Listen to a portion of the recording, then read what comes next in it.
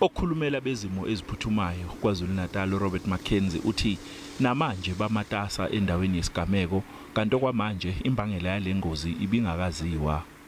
There has been a serious and tragic crash on the R66 between Ulundi and Malmouth in northern KZN. Paramedics and emergency services are still at the scene of the crash, which involved a minibus and a truck. Umasipala wasoLundi uthi udumele kakhulu ngalengozi wathi kuyabonakala ke kodwa ukuthi lengozi ibingagwemeka. Ingozi ke lecebisa ekade inako ukuthi igwemeke ukube ngempela ikakhulukazi iminyango ethintekile umsebenzi yayo iyenza ngendlela efanele.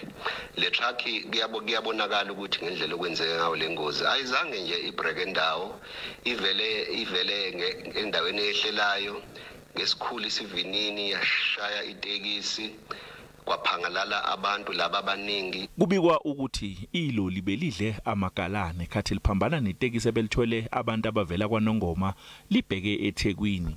Leli loli libe selishayisana nale tekisi laphaphalaza layo wele endaweni eSamhosha nomshayeli walo waphelela khona endaweni yenhlekelele. Abantu abathathu abebesetekisini basindile kanti babe sebephuthunyiswa esibhedlela sakwaMagwaza eMthonjaneni kwembula kwembeswa kubona.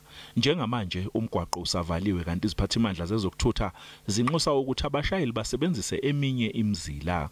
Ihhovisi lowengamele ezokuthutha esifundazweni iKwaZulu-Natal seliqinisekisile ukuthi owengamele ezokuthutha uBheki Ntuli uzovakashela indawo yesigameko namhlanje ntambama.